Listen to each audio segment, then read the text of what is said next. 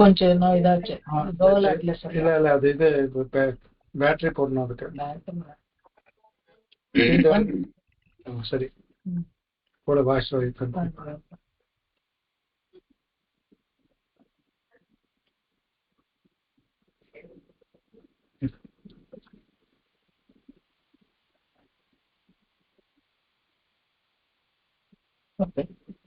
ನಮಸ್ಕಾರ. ನಮಸ್ಕಾರ ಮೇಡಮ್. ನಮಸ್ಕಾರ. ಓಕೆ ನಮಸ್ಕಾರ ನಮಸ್ಕಾರ ಮೇಡಮ್. ಓಂ ಶುಕ್ಲಾಂಬರಧರಂ ವಿಷ್ಣುಂ ಶಶಿವರ್ಣಂ ಚತುರ್ಭುಜಂ ಪ್ರಸನ್ನವದನಂ ಧ್ಯಾಯೇತ್ ಸರ್ವವಿಘ್ನೋಪಶಾಂತಯೇ. ಗುರು ಬ್ರಹ್ಮ ಗುರು ವಿಷ್ಣು ಗುರುದೇವೋ ಮಹೇಶ್ವರಃ ಗುರು ಸಾಕ್ಷಾತ್ ಪರಬ್ರಹ್ಮ ತಸ್ಮೈ ಶ್ರೀ ಗುರವೇ ನಮಃ. ತಸ್ಮೈ ಶ್ರೀ ಗುರವೇ ನಮಃ. ಓಂ ಶಾಂತಿ ಶಾಂತಿ ಶಾಂತಿ. ಶ್ರೀಮಾನ್ ವೆಂಕಟನಾಥಾರ್ಯಃ ಕವಿತಾರ್ಕಿಕಕೇಸರಿ ವೇದಾಂತಾಚಾರ್ಯವರ್ಯೋ ಮೇ ಸನ್ನಿಧತ್ತಾಂ ಸದಾ ಹೃದಯ.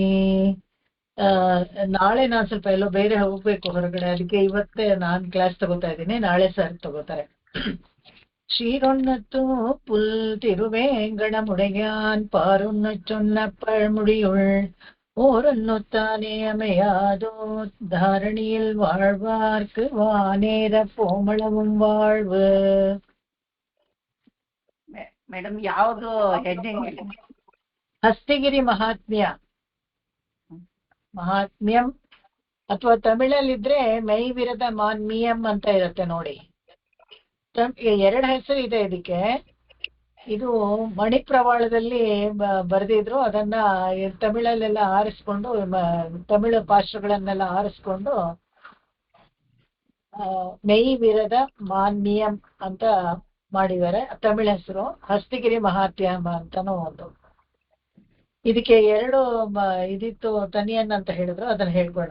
ಮಾನಾರ್ಹಂ ಮಹತಾಂ ನಟಜಟಾ ಪರ್ಯಂತ ನಿರ್ಯಂತ್ರಣ ಕ್ರೀಡಾ ಬಂಧುರ ಸಿಂಧುರಾಜ ಮಹಿಷಿ ಜನ್ಮಾಸ್ಪದಂ ತತ್ಪದಂ ಮಾತಂಕಾಚಲ ಮೌಳಿ ಮಂಡನ ಮನೆ ವಂದಾರು ಬೃಂದಾರಕ ಶ್ರೇಣಿ ಶೇಖರ ಪಾರಿಜಾತ ಕಲಿಕಾ ಚೂಡಾಲ ಮೀಡಾಮಹೇ.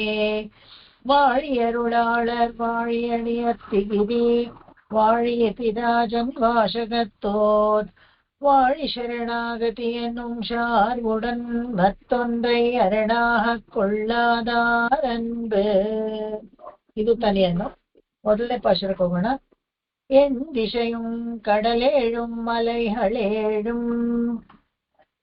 ನಮಸ್ಕಾರ ಸುಮಿತಾ. ನಮಸ್ಕಾರ ಮ್ಯಾಮ್. அந்த வாழி அருளாளர் ஆக்சுவலி இஸ் பாசுரம். ஐ திங்க் இட்ஸ் நாட் தனியன். அது ஃபர்ஸ்ட் பாசுரம் அது. அப்படியா? ஓகே. தமிழ் தனியன் இது கிடையாதா? இல்ல இல்ல இது. ಓ ಎನಿವೆ, ಅದಕ್ಕೆ ಮೀನಿಂಗ್ ನೆನ್ನೆನೆ ಹೇಳಿದ್ದೆ ನಾನು. ಇದು ಎರಡನೇ ಪಾಶ್ರ. என் திசையும் கடலேழும் மலைகளேழும். என் திசையும் கடலேழும் மலைகளேழும். ஈரேழு வையகமும் படைத்திலங்கும். ஈரேழு வையகமும் படைத்திலங்கும். புண்டரி கத்தையன் புணர்த்த பெரிய வேள்வி. புண்டரி கத்தையன் புணர்த்த பெரிய வேள்வி. புனிதனரும் போகியத்தை உகந்து வந்து. புனிதனரும் போகியத்தை உகந்து வந்து. தொண்டையனும் மண்டலத்தின் நடுவின் பாரில். தொண்டையனும் மண்டலத்தின் நடுவில் பாரில். தூணிலமே விரதத்தில் தோன்றி நின்ற. தூணிலமை விரதத்து தோன்றி நின்ற. கொண்டலருள் குணமே நாம் கூறுகின்றோம். கொண்டலருள் குணமே நாம் கூறுகின்றோம். கூர்மதியே குறிப்பா பொன்மின்னீரே. கூர்மதியீர் குறிப்பாக கொள்மின்னீரே. என் திசையும் கடலேழும் மலைகளேழும் ஈரேழு வையகமும் படைத்திலங்கும் புண்டரீகத்தையன் புணர்த்த பெரிய வேள்வி புனிதனரும் போகியத்தை உகந்து வந்து தொண்டையனும் மண்டலத்தின் நடுவின் பாரில் தூணிலமை விரதத்தில் தோன்றி நின்ற கொண்டலருள் குணமே நாம் கூறுகின்றோம் கூர்மதியே குறிப்பாக கொண்மின்னீரே. எண்டிசையும் கடலேழும் மலைகளேழும் ஈரேழு வையகமும் படைத்திலங்கும் புண்டரீகத்தையன் புணர்த்த பெரிய வேள்வி புனிதனரும் போகியத்தை உகந்து. ஓ சாரி மேம், அப்படியே சொல்லியிருந்தேன். எண்டிசையும் கடலேழும் மலைகளேழும் ஈரேழு வையகமும் படைத்திலங்கும் புண்டரீகத்தையன் புணர்த்த பெரிய வேள்வி புனிதனரும் போகியத்தை உகந்து வந்து தொண்டையனும் மண்டலத்தின் நடுவில் பாரில் தூணிலமை விரதத்து தோன்றி நின்ற தொண்டலருள் குணமே நாம் கூறுகின்றோம் ஊர்மதியீர் குறிப்பாக கொள்மின்னீரே.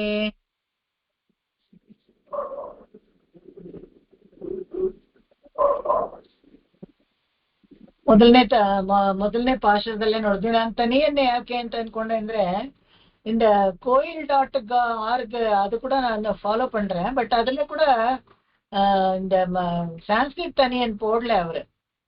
ஸோ ஐ தாட் திஸ் வாழி அருளாளர் மங்களாசாசனம் மாதிரி இருக்கு, அது தனியன் தான் நினைச்சிருக்கேன். ஓகே, எனிவே அது மங்களாசாசனம் பட் ஃபர்ஸ்ட் பாசுரம் மேம், அது தனியன் இல்ல. ಓಕೆ ಓಕೆ ಎನಿವೆ ಅದು ಫಸ್ಟ್ ಪಾಶರ ಅದು ನೆನ್ನೆನೆ ನೋಡಿದ್ವಿ. ಹೇಗೆ ಮಂಗಳಾಶಾಸನವನ್ನ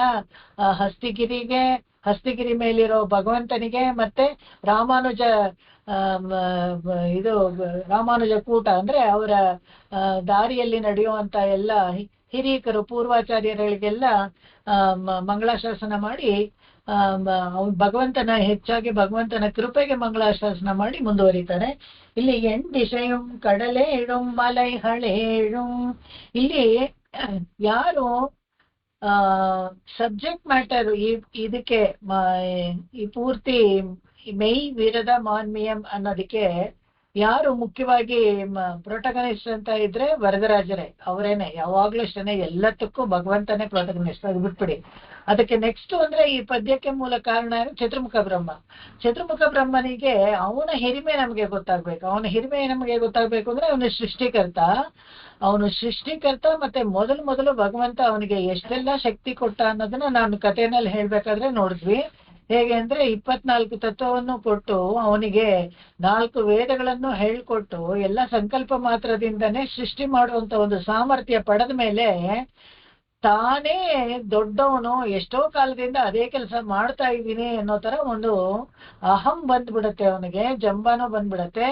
ಅದರಿಂದ ಒಂದು ತಪ್ಪು ನಡೆದು ದುಷ್ಕೃತಿಗಳಿಂದ ಏನಾಗತ್ತೆ, ಪಾಪ ಸಂಚಯ ಆಗಿ ಅವನಿಗೆ ಮೋಹ ಅಂತ ಹೇಳಿದ್ರೆ ಮಾನಸಿಕವಾಗಿ ಒಂದು ಕುಸಿತ ಏರ್ಪಟ್ಟು ಬಿಡುತ್ತೆ ಅವನಿಗೆ, ಒಂದು ಡಿಪ್ರೆಷನ್ ಅಂತ ಹೇಳ್ತೀವಲ್ಲ ಆ ತರ.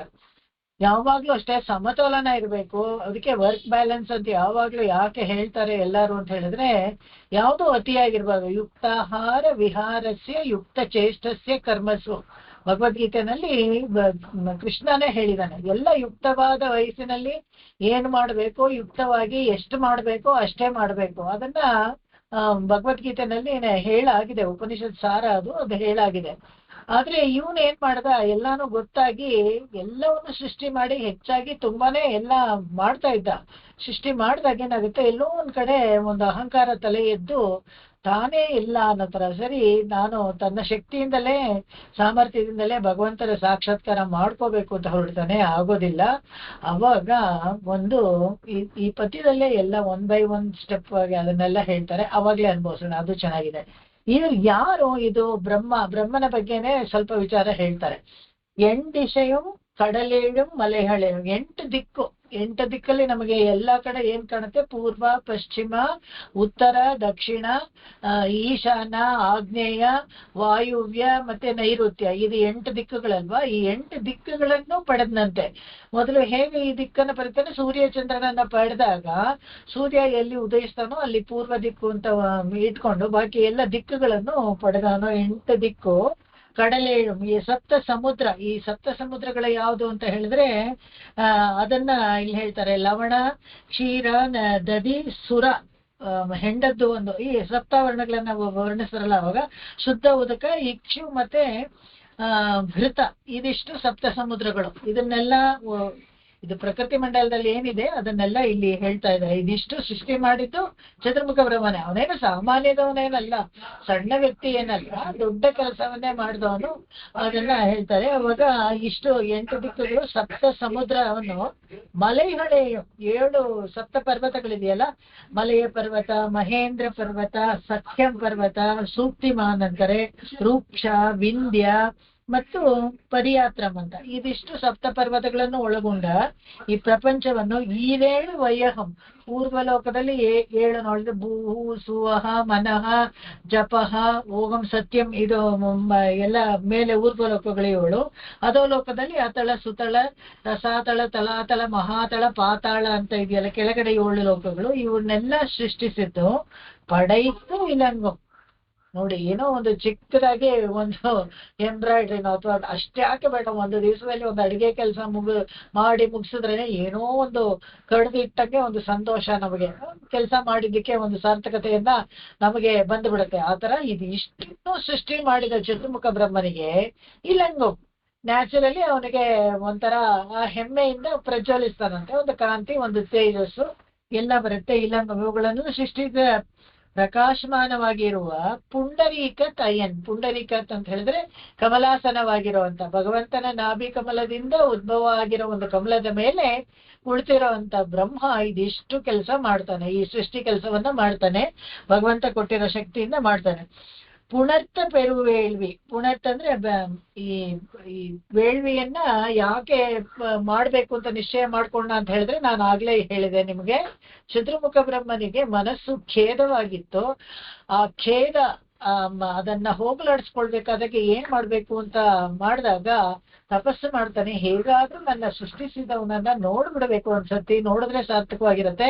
ಅವಾಗ ಯಾವಾಗಲೂ ನನಗೆ ಬಂದು ಹಂಸಾವತಾರವಾಗಿ ಉಪದೇಶ ಮಾಡಿ ಹೋಗ್ಬಿಟ್ಟ, ಮತ್ತೆ ನನಗೆ ದರ್ಶನವೇ ಕೊಡ್ಲಿಲ್ಲ, ಅವನನ್ನ ನೋಡ್ಬೇಕು ಅಂತ ಆಸೆ ಆಗ್ತಾ ಇದೆ ಅಂತ ಹೇಳ್ಬಿಟ್ಟು ತಪಸ್ಸು ಮಾಡ್ತಾನೆ. ಆದ್ರೆ ಅವನ ತಪಸ್ಸಿಗೆಲ್ಲ ಭಗವಂತ ಏನು ಒಲಿಯಲಿಲ್ಲ, ಬರ್ಲಿಲ್ಲ. ಅವಾಗ ತುಂಬಾ ಬೇಸರ ಆಗುತ್ತೆ. ಅವಾಗ ಒಂದು ಅಶರೀರವಾಣಿ ಬರುತ್ತೆ. ಅವಾಗ ನೀನು ಹೀಗೆಲ್ಲ ಸುಮ್ಮನೆ ನಿನ್ನ ಶಕ್ತಿ, ನಿನ್ನ ಯೋಗದ ಶಕ್ತಿಯಿಂದ ಭಗವಂತನ ಸಾಕ್ಷಾತ್ಕಾರ ಮಾಡ್ಕೊಳ್ಬೇಕು ಅಂತ ನೋಡಿದ್ರೆ ಆಗೋದಿಲ್ಲ. ನೀನೇನು ದೊಡ್ಡ ವ್ಯಕ್ತಿ ಅಲ್ಲ. 1000 ಹೈಮೇಧ ಯಾಗವನ್ನ ಮಾಡು ನೀನು ಸತ್ಯಲೋಕದಲ್ಲಿ, ಅವಾಗ ನಿನಗೆ ಭಗವಂತ ಒಲಿತಾನೆ ಅಂತ ಒಂದು ಅಶರೀರವಾಣಿ ಬರುತ್ತೆ. 1000 ಅಶ್ವಮೇಧ ಯಾಗನ, ಅಯ್ಯೋ, 1 ಅಶ್ವಮೇಧ ಯಾಗ ಮಾಡೋಕೆನೆ ಎಷ್ಟು ಸಮಯ ಹಿಡಿಯುತ್ತೆ, ಎಷ್ಟು ಕಷ್ಟ. ಅದ್ರಲ್ಲಿ ನನ್ನ ಕೆಲಸವನ್ನೆಲ್ಲ ಬಿಟ್ಟು ಮಾಡ್ಬೇಕು. ಆ ತರದಲ್ಲಿ 1000 ಮಾಡ್ಬೇಕು ಅಂದ್ರೆ ತುಂಬಾನೇ ಕಷ್ಟ. ಏನ್ ಮಾಡೋದು ಅನ್ಕೊಳ್ತಾನಂತ. ಅವಾಗ ಅದೇ ಅಶರೀರವಾಣಿ ಹೇಳುತ್ತಂತೆ, ಹಾಗಾದ್ರೆ ಒಂದೇ 1 ಅಶ್ವಮೇಧ ಯಾಗವನ್ನು ಕರ್ಮಭೂಮಿಯಾದ ಭೂಮಿನಲ್ಲಿ ತಿಲಕಪ್ರಾಯವಾದ ಊರಾಗಿದೆ ಕಾಂಚೀಪುರಂ, ಅಲ್ಲಿ ಮಾಡು ಅಂತ ಅಶರೀರವಾಣಿ ಹೇಳುತ್ತೆ. ಅದನ್ನ ಇಲ್ಲಿ ಹೇಳ್ತಾರೆ. ತೂಳಿನ ಮೈ ವಿರದತ್ತಿಲ್ ತೋಂಡಿನಿಂದ. ಅವಾಗ ಈ ತೊಂಡೆಯನು ಮಂಡಲತ್ತಿನ ನಡುವಿಲ್ ಪಾರಿವಿ. ಈ ಚತುರ್ಮುಖ, ಇಂಥ ಚತುರ್ಮುಖ ಬ್ರಹ್ಮ ತೊಂಡೆನಾಡು, ಈ ಕಾಂಚೀಪುರ ಕ್ಷೇತ್ರ ಇದೆಯಲ್ಲ ತಮಿಳುನಾಡು ಮಧ್ಯದಲ್ಲಿ, ಆ ತೊಂಡೆನಾಡು ಮಂಡಲ ಅಂತ ಒಂದು ಆವರ್ತಿ, ಒಂದು ರೌಂಡ್ ಆಗಿ ಚಕ್ರಾಧಿಪತಿ ಅಂತಾರಲ್ಲ ಆ ತರ ಅಂತ ಇಟ್ಕೊಳ್ಳಿ. ಆ ನಡುವಿಲ್ ಪಾರಿಲ್, ಇಡೀ ಜಗತ್ತಿನಲ್ಲಿ ಮಧ್ಯದಲ್ಲಿ ಸೆಂಟರ್ ಆಫ್ ಇದು ಯಾವ್ದಪ್ಪ ಅಂದ್ರೆ, ಪಾರ್ ಅಂದ್ರೆ ಭೂಮಿ. ಆ ಭೂಮಿನಲ್ಲಿ ಆಕರ್ಷಿತವಾದ ಒಂದು ಭೂಮಿ. ತೂನಿಲಮೈ ವಿರದತ್ತಿ. ಅವಾಗ ತೂನಿಲ ಅಂದ್ರೆ ಪುಣ್ಯ ಭೂಮಿ ಯಾವುದು, ಕಾಂಚೀಪುರ. ಅಲ್ಲಿ ವಿರದತ್ತಿ ವ್ರತ ಮಾಡ್ತಾನೆ. ಯಾವುದು, ಹೈಮೇಧ ಯಾಗ ಮಾಡಿದಾಗ ತೋಂದ್ರಿವಿಂದ್ರ ಯಾರು ಅಲ್ಲಿ ಬಂದು ವ್ಯಕ್ತವಾಗಿ ಹವಿಸನ್ನೆಲ್ಲ ಪೂರ್ಣಾಹುತಿ ಕೊಟ್ಟಾಗ ಭಗವಂತ ಬಂದು ಎಲ್ಲಾರು ನೋಡೋ ತರ ಬಂದು ಆ ಯಜ್ಞಕುಂಡದಿಂದಾನೇ ಮೇಲಕ್ಕೆ ಬರ್ತಾನೆ. ಕೊಂಡಲರು ಗುಣಮೇ ನಾವು ಕೂರು ನಿಂಡ್ರು. ಕೊಂಡಲ್ ಅಂತ ಹೇಳಿದ್ರೆ ಭಗವಾನ್ಗೆ ಹೋಲಿಸ್ತಾರೆ. ಮೋಡ ಆ ಮೋಡ ಹೇಗೆ ಎಲ್ಲಾ ಕಡೆ ವರ್ಷ ಮಾಡುತ್ತೋ ಒಂದು ಚೂರು ತಾರತಮ್ಯ ಇದೆ. ಅದೇ ತರ ಭಗವಂತನು ಹಾಗೆ ಮೇಘ ಸ್ವರೂಪ, ಕಾಳಮೇಘ ಪೆರುಮಾಳ್ ಅಂತಾನೆ ಹೆಸರು ಬರುತ್ತೆ ಭಗವಂತನಿಗೆ. ಕಾಳಮೇಘ ಅಂತ ಹೇಳಿದ್ರೆ ಕಪ್ಪುದು ಅಂತ ಯಾಕೆ ಅಂತ ಹೇಳಿದ್ರೆ ನೀರುಂಡ ಅಂಬು ಅಂತ ಹೇಳ್ತಾರೆ, ನೀರುಂಡ ಮೋಡ ಆ ತರ ಇದಾನಂತೆ ಭಗವಂತ. ಅವನು ಕಪ್ಪು ಕಲರ್ಗೆ ಇರ್ತಾನೆ.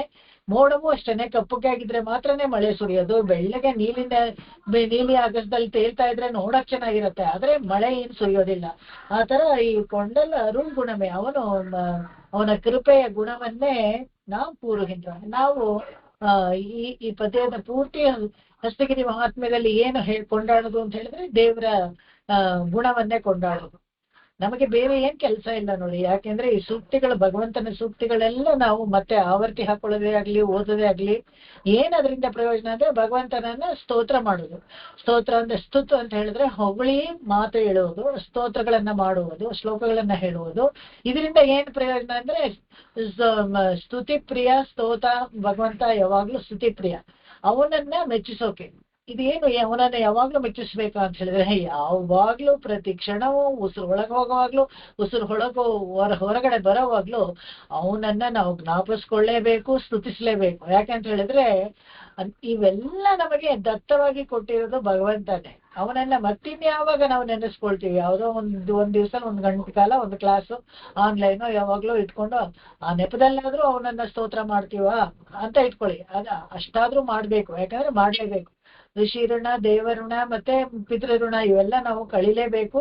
ಅದ್ರ ಜೊತೆಗೆ ಒಂದು ಸಮಾಜದ ಋಣನೂ ಇರುತ್ತೆ. ಈ 4 ಋಣಗಳು ಕಳೆದ್ರೇನೆ ನಾವು ಭಗವಂತನ ಹತ್ರ ಹೋಗಕ್ಕಾಗೋದು. ಪ್ರತಿಯೊಬ್ಬನು ಹುಟ್ಟಿದ ತಕ್ಷಣನೇ ಅವನಿಗೆ ವಿತ್ ಬ್ಯಾಲೆನ್ಸೇ ಬರ್ತಾನೆ, ಓಪನಿಂಗ್ ಬ್ಯಾಲೆನ್ಸ್. ದೀಪಾವಳಿ ಟೈಮಲ್ಲೋ ಅಥವಾ ಅಕೌಂಟ್ ಕ್ಲೋಸಿಂಗ್ ಟೈಮಲ್ಲಿ, ಆನ್ಯುವಲ್ ಇಯರ್ ಎಂಡಿಂಗ್ ಕ್ಲೋಸ್ ಅಲ್ಲಿ ಅಕೌಂಟ್ ಕ್ಲೋಸ್ ಮಾಡಿದಾಗ, ಓಪನ್ ಮಾಡಿದಾಗ ಬ್ಯಾಲೆನ್ಸ್ ಬ್ರಾಡ್ ಫಾರ್ವರ್ಡ್ ಅಂತ ಬರುತ್ತಲ್ಲ, ಆ ತರ ನಾವು ಜನ್ಮ ಒಂದು ತೆಗೆದು ಬಂದಿದ ತಕ್ಷಣನೇ ಹುಟ್ಟಿದಾಗ್ಲೇ 3 ಋಣಗಳೊಂದಿಗೆ ಹುಟ್ತೀವಿ ಯಾವಾಗ್ಲೂ. ಆ ಋಣಗಳನ್ನ ನಾವು ಇವಾಗ ತಾನೇ ಹುಟ್ಟಿದೀವಿ, ನಾವ್ ಏನ್ ಸಾಲ ಮಾಡಿದ್ವಿ, ಯಾರ ಹತ್ರ ಏನ್ ಕರ್ಮ ಇದೆ ಅಂದ್ರೆ ಬ್ಯಾಲೆನ್ಸ್ ಆಲ್ರೆಡಿ ದೇರ್. ಆ ಸಂಚಿತ ಕರ್ಮಗಳಿಂದ ನಾವು ಮಾಡಿರುವಂತ ಎಲ್ಲಾ ಪುಣ್ಯ ಪಾಪಗಳು ಯಾವಾಗ್ಲೂ ಇರುತ್ತೆ, ಅದಾಗ್ಲೇ ಬಂದಿರುತ್ತೆ. ಈ 3 ಋಣವನ್ನ ನಾವು ತೀರಿಸ್ಲೇಬೇಕು. ಅದ್ರಲ್ಲಿ ಈ ಭಗವಂತನನ್ನ ನೆನೆಸ್ಕೊಳ್ಳೋದು ಒಂದು ಕ್ರಮ. ಅದಕ್ಕೆ ನಾವು ಪೂರ್ವಹಿಂಡ್ರು ಈ ಸೂಕ್ತಿಗಳಲ್ಲಿ ಹೇಳ್ತಾರೆ. ಕೂರ್ಮದಿಯೇ, ಒಳ್ಳೆ ಬುದ್ಧಿ ಇರೋರು ಕುರಿಪಾಹ ಕೊಂಡ್ಮಿನೀರೆ, ನೀವೆಲ್ಲಾನು ಇದನ್ನ ತಗೊಂಡು ಅನುಭವಿಸಿದ್ರೆ. ಯಾಕಂದ್ರೆ ಉಜ್ಜೀವನ ಹೊಂದಕ್ಕೆ ಒಂದು ದಾರಿ ಇವುಗಳನ್ನ ಕೂರ್ಮದಿ. ಈ ಅವಾಗ್ಲೇ ಹೇಳ್ಬಿಟ್ರು ಶವಿಕ್ಕಿನ್ಬಂ ಅಂದ್ರೆ ಯಾರು ತಗೊಳ್ತಾರೆ ಅಂದ್ರೆ ಶಿತ್ತಿನ್ಬಂ ವಿಷಯ ಆಧಾರೆ. ಯಾರು ಈ ಲೋಕದಲ್ಲಿ ಚಿಕ್ಕ ಚಿಕ್ಕ ಆಮಿಷಗಳಿಗೆ ಸಮಯವನ್ನ ಕಳೀತಾರೋ ಅವ್ರಿಗೆ ಅಲ್ಲದೆ ಭಗವಂತನ ವಿಷಯ ಕೇಳ್ಬೇಕು ಅಂತ ಆಸೆ ಇರೋರು ಅವರು ಕುರಿಪಾಹ ಕೊಂಡ್ಮಿನ್ನೀರೆ, ಅವರು ಅದನ್ನ ಕುರಿಪಾಹ ಅಂದ್ರೆ ಆಸೆ ಇಟ್ಟು ಕೇಳಿ ನೀವು ತಗೊಳ್ಳಿ ಈ ವಿಷಯವನ್ನ ಅಂತ ಹೇಳ್ತಾರೆ. ಮುಂದಿನ ಹಾಡು ಹೋಗೋಣ. ಸೊ ಇವಾಗ ಇದ್ರಲ್ಲಿ ಗೊತ್ತಾಯ್ತು ಯಾರು ಮಾಡ್ತಾ ಇರೋದು. ಚತುರ್ಮುಖ ಬ್ರಹ್ಮ ಯಾಗ ಮಾಡ್ತಾ ಇದ್ದಾನೆ.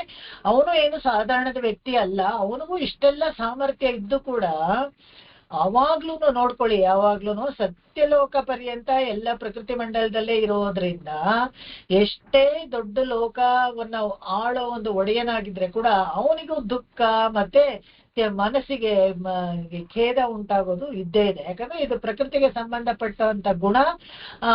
ಮನಸ್ಸಿಗೆ ಬೇಜಾರಾಗೋದು ಇವೆಲ್ಲ ಇದ್ದೇ ಇದೆ. ಬ್ರಹ್ಮ ಆದ್ರೂ ಅವನನ್ನು ಬಿಟ್ಟಿದ್ದಿಲ್ಲ ಅನ್ನೋದನ್ನ ಇಲ್ಲಿ ತೋರಿಸ್ತಾರೆ. ಅದಕ್ಕೋಸ್ಕರ ಏನ್ ಮಾಡ್ಬೇಕು ಅಂತ ನೋಡ್ತಾನೆ ಅವನಿಗ. வம்மின் புலவீர் அருளாள பெருமாளென்றும் அருளாழி அம்மானென்றும். வம்மின் புலவீர் அருளாள பெருமாளென்றும் அருளாழி அம்மானென்றும். திருமகளை பெற்றும் என் நெஞ்சம் கோயில் கொண்ட, திருமகளை பெற்றும் என் நெஞ்சம் கோயில் கொண்ட பேரருளாளர் என்றும் பேரருளாளர் என்றும். வியப்பா விருதூதும் படிக்கரை புரண்ட, வியப்பா விருதூதும் படிக்கரை புரண்ட. கருணை கடலை எவ்வண்ணம் பேசுவீர் இதென்ன பாங்கே. கருணை கடலை எவ்வண்ணம் பேசுவீர் இதென்ன பாங்கே. வம்மின் புலவீர் அருளாள பெருமாளென்றும் அருளாழி அம்மானென்றும். திருமகளை பெற்றும் என் நெஞ்சம் கோயில் கொண்ட, பேரருளாளர் என்றும் வியப்பா விருதூதும் படிக்கரை புரதூதும் படிக்கரை புரண்ட கருணை கடலை எவ்வண்ணம் பேசுவீர் ஈதன்ன பாங்கே. வம்மின் புலவீர் அருளாளப் பெருமாள் என்றும் அருளாழி அம்மான் என்றும் திருமகளை பெற்றும் என் நெஞ்சம் கோயில் கொண்ட பேரருளாளன் என்றும் வியப்பா விருதூதும் படிக்கரை புரண்ட கருணை கடலை எவ்வண்ணம் பேசுவீர் ஈதன்ன பாங்கே.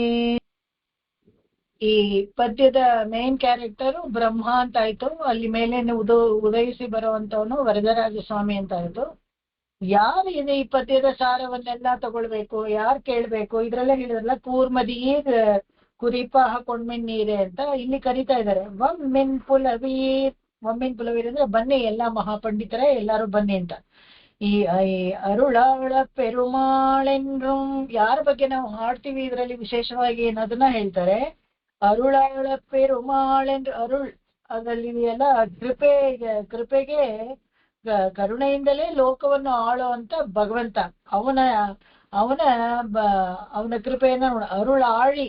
ಆಳಿ ಅಂತ ಹೇಳಿದ್ರೆ ಇಲ್ಲಿ ಸುದರ್ಶನ ಚಕ್ರ ಅಂತ ತಗೊಳ್ಬಾರ್ದು.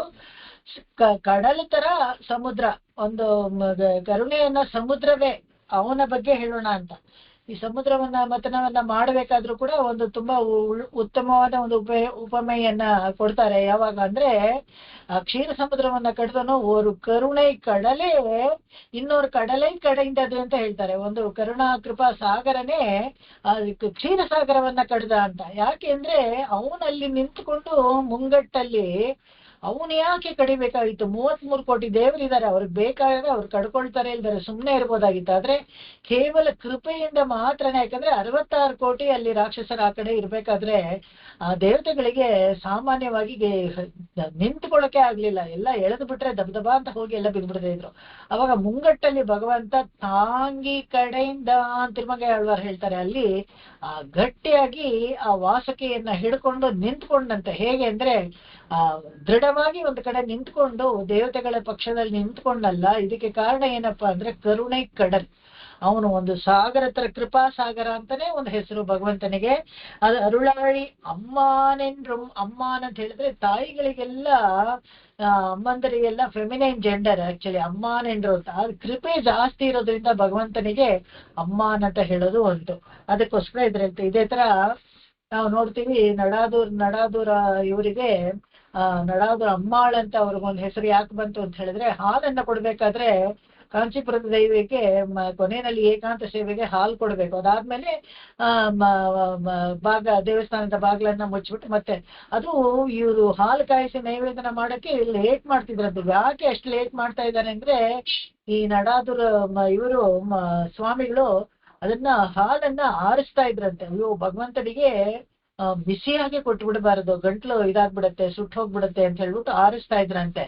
ಅವಾಗ ಭಗವಂತನೇ ಕೊಟ್ಟಿದ್ ಬಿರುದು ಅಮ್ಮಾಳ್ ಅಂತ. ಅದಕ್ಕೆ ನಡಾದ್ರು ಅಮ್ಮಾಳ್ ಅಂತ ಅವರು ಆಮೇಲೆ ಅವರಿಗೆ ಆ ಬಿರುದು ಬಂತು. ಯಾಕಂದ್ರೆ ಅಮ್ಮನ ಹಾಗೆ ಒಂದು ಪ್ರೇಮ, ಪ್ರೀತಿ, ವಾತ್ಸಲ್ಯಮಯವಾದ ಒಂದು ತೋರುವಂತದ್ದು ಒಂದು ಗುಣ ಅದು. ಅದಕ್ಕೆ ಭಗವಂತನಿಗೂ ಅದಕ್ಕೆ ಅಮ್ಮಾನೆನ್ರು ಅಂತ ಹೇಳ್ತಾರೆ.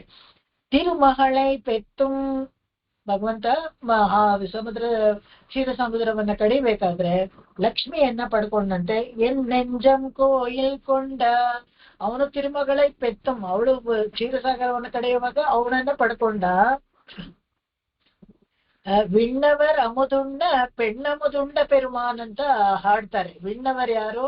ಎಲ್ಲ ದೇವತೆಗಳಿಗೂ ಸಮುದ್ರ ಕಡಿಬೇಕಾಗಿದ್ದು ಮೂಲ ಉದ್ದೇಶ ಅಮರಾವತಿಯಲ್ಲಿ ಎಲ್ಲ ಕಳ್ಕೊಂಡ್ಬಿಟ್ಟಿದ್ನಲ್ಲ, ಅದನ್ನೆಲ್ಲ ವಾಪಸ್ ತಗೊಳಕಲ್ಲ. ಕೆಳಗಡೆ ಕ್ಷಾರ ಯಾವುದು ಅಮೃತ ಇತ್ತು, ಅದನ್ನ ಪಡೆದು ಕುಡ್ಕೊಂಡು ದೇಹವನ್ನ ಗಟ್ಟಿಯಾಗಿ ಮಾಡ್ಕೊಳ್ಬೇಕಾಗಿತ್ತು. ರಾಕ್ಷಸರಿಂದ ಒದೆ ತಿಂದು ಸತ್ ಹೋಗ್ತಾ ಇದ್ರು. ನಂಬರ್ ದೇವತೆಗಳಿಗೆ ಶಾಪ, ಅವ್ರಿಗೆ ಉತ್ಪತ್ತಿ ಇರಲಿಲ್ಲ, ಅವ್ರಿಗೊಂದು ಶಾಪ ಇತ್ತು. ಅದರಿಂದ ಕಡಿಮೆ ಆಗೋಗ್ತಾರೆ ಅವರು ಸಂಖ್ಯೆ ಅಂತ ಹೇಳೋದಕ್ಕೋಸ್ಕರ ಅಮೃತವನ್ನ ಬೇಕಾಗಿತ್ತು, ಸಾಯ್ದೆ ಇರ್ಬೇಕು ಅಂತ. ಅದಕ್ಕೋಸ್ಕರ ಅವರು ಎಲ್ಲರೂ ಸೇರ್ಕೊಂಡು ಅಲ್ಲಿ ಇದನ್ನ ಕಡಿತಾ ಇದ್ರು, ಸಮುದ್ರವನ್ನ. ಆ ಅಮೃತವನ್ನ ಕಡಿಬೇಕಾದ್ರೆ ಲಕ್ಷ್ಮಿ ಬಂದ್ನಲ್ಲ, ಅದಕ್ಕೆ ವಿಣ್ಣವ ರಮದುಣ್ಣ ಪೆಣ್ಣೆಂಬುದನ್ನ ಆ ಲಕ್ಷ್ಮಿಯನ್ನ ಭಗವಂತ ತಾನು ತಗೊಂಡ. ಅವನು ಭಗವಂತನಿಗೂ ಹಾಸ್ಯ ಮಾಡ್ತಾರೆ ಆಳ್ವಾರು, ಇವನೇನು ಅವ್ರಿಗೆ ಅಮೃತಕ್ಕೋಸ್ಕರ ಇವನೇನು ಕಷ್ಟಪಟ್ಟು ಅಲ್ಲಿ ಕಡಿಲಿಲ್ಲ, ನನಗೆ ಲಕ್ಷ್ಮಿ ಬೇಕಾಗಿತ್ತು ಅದಕ್ಕೋಸ್ಕರ ಕಡ್ದ ಅಂತ ಹಾಸ್ಯವನ್ನಾಗಿ ಹೇಳ್ತಾರೆ. ಲಕ್ಷ್ಮಿ ಬಂದ ಕೂಡಲೇ ತಗೊಳ್ತಾನೆ. ಆ ಲಕ್ಷ್ಮಿನ ಹೇಗೆ ಅವಳು ಹೋಗಿ ಹೃದಯದಲ್ಲಿ ಕೂತ್ಕೊಂಡವಳು ಹಾಗೇನೆ ಭಗವಂತ ಎಣ್ಣೆಂಜಂ ಕೊಯ್ಲ್ಕೊಂಡ. ಈ ಭಗವಂತ ನನ್ನ ಹೃದಯದಲ್ಲಿ ಬಂದು ಮನೆ ಮಾಡ್ಕೊಂಡಿದ್ದಾನೆ ಅಂತ. ಪೇರರುಳಾಳರೆಂದ್ರು ಈ ಭಗವಂತನ ಹೆಸರು ಏನಪ್ಪ ಅಂದ್ರೆ ಪೇರರುಳು, ಒಂದು ಅಪರಿಮಿತವಾದ ಒಂದು ಕರುಣೆ ಇರುವಂತ ಭಗವಂತ ಇವನಿಗೆ ಹೆಸರು. ವಿಯಪ್ಪ ವಿರಿದೂದುಂ ಪಡಿಕರೈ ಪುರಂಡ. ಹೇಗೆ ಅಂದ್ರೆ ಹೇಗೆ ವಿಯಪ್ಪ ಅಂತ ಹೇಳಿದ್ರೆ ಲೋಕವೆಲ್ಲ ಆಶ್ಚರ್ಯ ಪಡುವಂತೆ ವಿಸ್ಮಯಕಾರಿಯಾದ ಒಂದು ವಿಷಯ ಏನಪ್ಪಾ ಅಂದ್ರೆ ಬಿರುದಾವಳಿಗಳು ಇದೆ ಅಂತೆ ಭಗವಂತನಿಗೆ. ಅಂದ್ರೆ ಸಹಸ್ರನಾಮ ಅಂತ ಮಾತ್ರ ಅಲ್ಲ, ಇನ್ನು ಹೇಳಿದಷ್ಟು ಬಿರುದಾವಳಿಗಳಿದೆ. ಅದ ಊದಂ ಪಡಿ ಜೋರಾಗಿ ಓದಿ ಹೊಗಳುವಂತೆ. ಎಲ್ಲಾರು ಅದನ್ನ ನಿತ್ಯ ಹೇಳ್ತೀವಲ್ಲ ಸಹಸ್ರನಾಮಗಳನ್ನೆಲ್ಲ, ಆ ತರ ಬಿರುದುಗಳಂತ. ಕರೈ ಪುರಂಡ ಕರುಣೈ ಕಡಲ್, ಎಲ್ಲೇ ಮೀರಿದ ಕರುಣೆ ಇದೆ ಅಂತೆ ಭಗವಂತನಿಗೆ. ಈ ಕರುಣೆ ಸಾಗರಕ್ಕೆ ಏನಾದ್ರೂ ಒಂದು ಲಿಮಿಟ್ ಒಂದಿಷ್ಟ ಎಲ್ಲ ಇದೆ ಅಂದ್ರೆ ಅದನ್ನು ಮೀರಿ ಕರುಣೆ ತೋರಿಸ್ತಾನೆ ಭಗವಂತ. ಕರೈ ಪುರಂಡ ಕರುಣೈ ಕಡಲ್ ಅವನು ಭಗವಂತ. ಕರುಣೆ ಕಡಲ್ ಬಗ್ಗೆ ನಾನು ಆಗ್ಲೇ ಹೇಳಿದ್ನಲ್ಲ. ಈ ಕರುಣೈ ಕಡಲ್ ಅಂದ್ರೆ ಕೇವಲ ಕೃಪೆಯಿಂದ ಮಾತ್ರನೇ ಎಲ್ಲ ಸಾಧ್ಯ ಅಂತ ಹೇಳಿದ್ರೆ, ಎಷ್ಟೊಂದು ನಾವು ಸನ್ನಿವೇಶಗಳನ್ನ ಪುರಾಣದಲ್ಲಿ ನೋಡ್ಬೋದು. ಹೇಗೆ ಅಂದ್ರೆ ಬ್ರಹ್ಮನ್ನೇ ತಗೊಳ್ಳಿ, ಎಲ್ಲವನ್ನ ಸೃಷ್ಟಿ ಮಾಡಿ ಕೊಟ್ಟು ವೇದಗಳನ್ನ ಖುದ್ದಾಗಿ ತಾನೇ ನಿಂತು ಪಾಂಚರಾತ್ರ ಆಗಮ ರೀತಿಯ ಹೇಗೆ ಪೂಜೆಯನ್ನ ಮಾಡ್ಬೇಕು ಅಂತ ಹೇಳು ಕೊಟ್ಟು ಎಲ್ಲ ಮಾಡಿದ್ಮೇಲೆ ಕೂಡ 2 ಸತಿ ವೇದಗಳನ್ನ ಹಾಳು ಮಾಡ್ಕೊಂಡಿದ್ದಾನೆ. ಯಾರಿಗಾದ್ರೂ ಕೋಪ ಬರಲ್ವಾ? ಈ ಮಕ್ಳು ಯಾವ್ದಾನ ಒಂದು ನೋಟ್ಸ್ ಹಾಳು ಮಾಡ್ಕೊಂಡ್ಬಿಟ್ರು ಅಥವಾ ಒಂದು ಟೆಕ್ಸ್ಟ್ ಬುಕ್ ಹಾಳು ಮಾಡ್ಕೊಂಡ್ಬಿಟ್ರೆ ನಾವು ಎಷ್ಟು ಬೈತಾ ಇದೀವಿ. ನನ್ಗೆ ಇನ್ನೂ ನೆನಪಿದೆ, ನಾವು ಈ ಗೌರ್ಮೆಂಟ್ ಟೆಕ್ಸ್ಟ್ ಬುಕ್ಸ್ ಕೊಡ್ಬೇಕಾದ್ರೆ ನಮ್ ದೊಡ್ಡ ಮಗನ ಓದ್ತಾ ಇರ್ಬೇಕಾದ್ರೆ ಸ್ಟೇಟ್ ಸಿಲೆಬಸ್ ಅಲ್ಲಿ ಗೌರ್ಮೆಂಟ್ ಟೆಕ್ಸ್ಟ್ ಬುಕ್ಸ್ ರೇಷನ್ ಅಂಗಡಿನಲ್ಲಿ ಡಿಸ್ಟ್ರಿಬ್ಯೂಟ್ ಮಾಡ್ತಾ ಇದ್ರಿ, ಓನ್ ಬಿಲೀವ್. ಅವಾಗ ಅದಕ್ಕೂ ಹೋಗಿ ತಗೊಂಡ್ ಬರ್ಬೇಕು. ಆ ಪುಸ್ತಕ ಏನಾದ್ರು ಕಳೆದೋಗ್ಬಿಟ್ರೆ ಬಲೆ ಹಿಂಸೆ ಸಿಗ್ತಾನೆ ಇರ್ಲಿಲ್ಲ, ಡೂಪ್ಲಿಕೇಟ್ ಕಾಪಿ ಅಂಗಡಿನಲ್ಲಿ ಸಿಗ್ತಾ ಇರ್ಲಿಲ್ಲ. ಆ ತರ ಆವಾಗ ಎಷ್ಟು ಬೈತಾ ಇದ್ವಿ ಮಕ್ಕಳನ್ನ ಏನಾದ್ರು ಕಳ್ಕೊಂಡ್ಬಿಟ್ರೆ.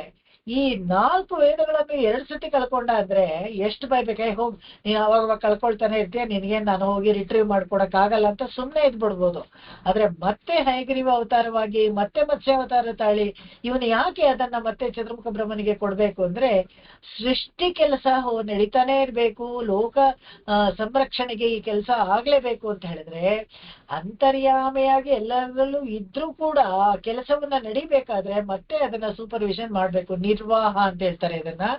ಅದು ತುಂಬಾ ತುಂಬಾ ಮುಖ್ಯವಾದದ್ದು. ಒಬ್ಬ ಮನೆ ಯಜಮಾನ ಕೇವಲ ಬರೀ ಸಂಬಳ ತಂದು ಕೊಟ್ಬಿಟ್ರೆ ಮಾತ್ರ ಸಾಲಲ್ಲ, ಆದ್ರೆ ಒಂದು ಕಣ್ಣು ನಿಗಾವಾಗಿ ನೋಡ್ಬೇಕು, ಸರಿಯಾಗಿ ಖರ್ಚು ಮಾಡ್ತಾ ಇದ್ದಾಳ ನಮ್ಮ ಮನೆ ಹೆಂಗಸು, ಸರಿಯಾಗಿ ಕೆಲಸ ಮಾಡ್ತಾ ಇದ್ದಾಳ, ಮನೆಗೆ ಕೆಲಸ ಇಟ್ಕೊಂಡು ಇರೋವ್ರ ಹತ್ರ ಕೆಲಸ ಸರಿಯಾಗಿ ತೆಗಿತಾ ಇದ್ದಾಳ ಅಂತ ಒಂದು ನಿಗಾ ಇಡಬೇಕು.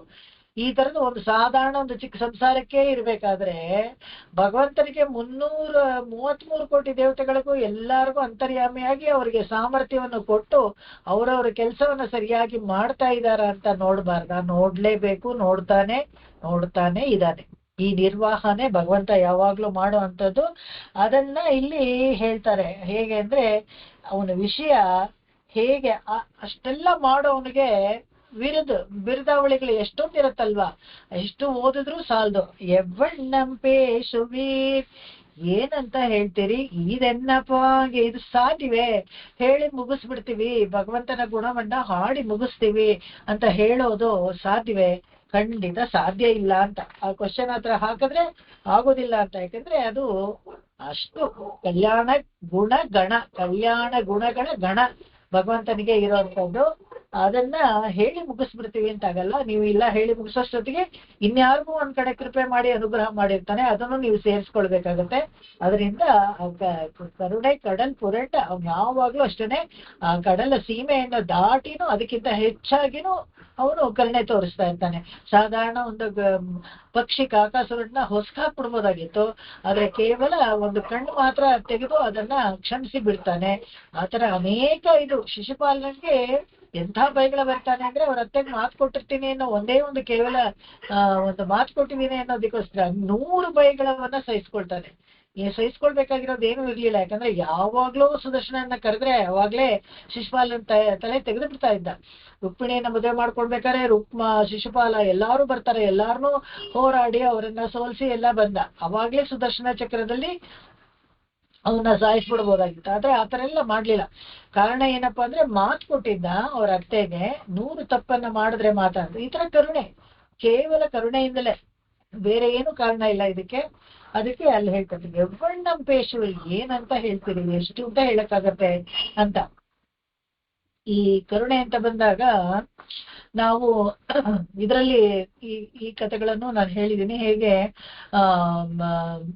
ಚಕ್ರವರ್ತಿ ತಿರುಮಲನ್ ರಾಮ ಇದಾನಲ್ಲ, ಅವನು ಕಾಡಿಗೆ ಹೋಗ್ಬೇಕಾದ್ರೆ ಕೈಕೇಯಿ ಎಷ್ಟೊಂದು ಷರತ್ತುಗಳನ್ನ ಹಾಕ್ತಾಳೆ, ಕಂಡೀಷನ್ಸ್ ಹಾಕ್ತಾಳೆ ಅಂತ ಹೇಳಿದ್ರೆ, ಇನ್ನೊಬ್ಬ ವಾಪಸ್ಸೇ ಬರಬಾರದು, ಅಷ್ಟು ಭಿಕಾರಿಯಾಗೆ ಹೋಗ್ಬೇಕು ಕಾಡಿಗೆ, ಅಲ್ಲಿ ಸರ್ವೈವ್ ಆಗೋಕ್ಕೂ ಏನು ಇರಲ್ಲ, ಉಳಿದು ವಾಪಸ್ ಬರ್ತಾನೆ ಅಂತ ಒಂದು ಶಂಕೆ ಬಂದ್ಬಿಡ್ಬೇಕು. ಆ ತರ ಅವಳು ಕಂಡೀಷನ್ ಹಾಕ್ತಾಳೆ. ಒಂದು, ಪಕ್ವವಾಗಿದ್ದ ಅನ್ನವನ್ನ ಏನೂ ತಿನ್ಬಾರ್ದು, ಬೇರೆಯವರು ಕೊಟ್ಟಿದ್ದನ್ನ ಏನೂ ಸ್ವೀಕರಿಸಬಾರದು, ತಾನೇ ಅವನು ಇದು ಮಾಡಿ ಬೇಟೆಯಾಡಿ ಸ್ವಂತದಲ್ಲಿ ಹಸಿ ಅಕೃಷ್ಯ ಪಚ್ಚ ಅಂತ ಹೇಳ್ತಾರೆ, ಹಸಿಯಾಗಿರೋದನ್ನ ತಿನ್ಬೇಕು. ಒಂದಲ್ಲ ಎರಡಲ್ಲ, 14 ವರ್ಷ ಜ್ಞಾಪಕ ಇಟ್ಕೊಳ್ಳಿ ಆಯ್ತಾ. ಆಮೇಲೆ ಸಾಂಸಾರಿಕ ಜೀವನವನ್ನ ಅಲ್ಲಿ ಕಾಡಲ್ಲಿ ಎಂಜಾಯ್ ಮಾಡ್ಬಾರ್ದು. ಪತ್ನಿ ಜೊತೆ ಇದಾರೆ ಅಂತ ಮಾತ್ರ ಅವನು ಬ್ರಹ್ಮಚರ್ಯನೇ ಫಾಲೋ ಮಾಡ್ಬೇಕು. ಅದು ಆಮೇಲೆ ಬಟ್ಟೆಗಳನ್ನ, ಸಾಧಾರಣ ಬಟ್ಟೆಗಳನ್ನ ಉಟ್ಕೊಳ್ಳೋವಾಗಿಲ್ಲ, ವಲ್ಕಲ ಮರದ ತೊಗಟ ಗಿಗಿಟ ಎಲ್ಲ ಇರುತ್ತಲ್ಲ, ಅದರಿಂದ ಮಾಡಿರುವಂತ ಒಂದು ನಾರು ಮಡಿಗಳಿಂದ ಮಾಡಿರುವಂತ ಒಂದು ಬಟ್ಟೆಯನ್ನ ಉಟ್ಕೊಳ್ಬೇಕು.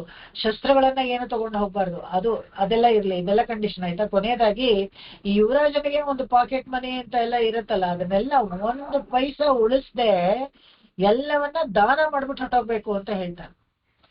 ಹೋಗೋಕೆ ಮುಂಚೆ ನೀನೆಲ್ಲ ಅದನ್ನ ದಾನವಾಗಿ ಕೊಟ್ಬಿಟ್ಟು ಹೊಟ್ಟೋಗ್ಬೇಕು. ಏನ್ ಕಂಡೀಷನ್, ಯಾವ ಶಾಸ್ತ್ರದಲ್ಲಿತ್ತು, ಏನು ಇಲ್ಲ. ಕೈಕೇಯಿ ತನ್ನದೇ ಆದ ಒಂದು ಇದರಲ್ಲಿ ಕೇಳಿದ್ಲು, ಆಯ್ತು ಅಂತ ಎಲ್ಲವನ್ನ ಕೊಡ್ತಾನೆ. ಆಗ ಎಲ್ಲವನ್ನ ಕೊಟ್ಟಾಗ ಒಬ್ಬ ಬ್ರಾಹ್ಮಣ ಕೊನೆಯಲ್ಲಿ ಓಡ್ ಬರ್ತಾನಂತೆ, ಅಯ್ಯೋ ನನಗೆ ಗೊತ್ತಾಗ್ಲಿಲ್ಲ, ಈಗ ತಾನೇ ಗೊತ್ತಾಯ್ತು ನೀನೆಲ್ಲ ಕೊಟ್ಬಿಡ್ತಿದ್ಯಾ ಅಂತ. ಇವಾಗ ಬಂದಿದ್ದೀರಲ್ಲ ಬ್ರಾಹ್ಮಣರೇ, ಅವನು ಮೈಯೆಲ್ಲ ಕೊಳಕಾಗಿತ್ತಂತೆ, ಬರೀ ಮಣ್ಣು ಇದು ಎಲ್ಲ. ಈಗ ಬಂದಿದಾರಲ್ಲ ಇಷ್ಟೊತ್ನಲ್ಲಿ ಎಲ್ಲಾನು ಕೊಟ್ಟು ಮುಗಿಸ್ಬಿಟ್ನಲ್ಲ, ನಂತರ ಇರೋದೆಲ್ಲ ಬರೀ ಈ ಗೋಮಾಳ ಮಾತ್ರನೇ. ಅಯ್ಯೋ ಆಯ್ತು ಪರವಾಗಿಲ್ಲ ಅಂತ. ಯಾಕೆ ಈ ತರ ಹೀಗೆ ಮೈಯೆಲ್ಲ ಮಣ್ಣಾಗಿದ್ದಾರೆ, ಏನ್ ಮಾಡೋದು, ನಾನು ಬ್ರಾಹ್ಮಣ, ನಾನು ವಿದ್ಯಾವಂತನೇ, ಆದ್ರೆ ಕೂಡ ನನ್ನ ಹತ್ರ ಪಾಠ ಕಲ್ತ್ಕೊಳಕ್ ಯಾರು ಬರೋದಿಲ್ಲ. ಗುರುಕುಲದಲ್ಲಿ ಪಾಠ ಕಲ್ತ್ಕೊಳಕ್ ಬಂದಾಗ ಏನೋ ಗುರುದಕ್ಷಿಣೆ ಕೊಡ್ತಾರೆ, ಅದನ್ನ ಇಟ್ಟು ನಾನು ಜೀವನೋಪಾಯ ಮಾಡ್ಕೊಳ್ಬೋದಿತ್ತು. ಆದ್ರೆ ನನ್ನ ಬಳಿ ಅವರು ಯಾರು ಬರ್ಲಿಲ್ಲ.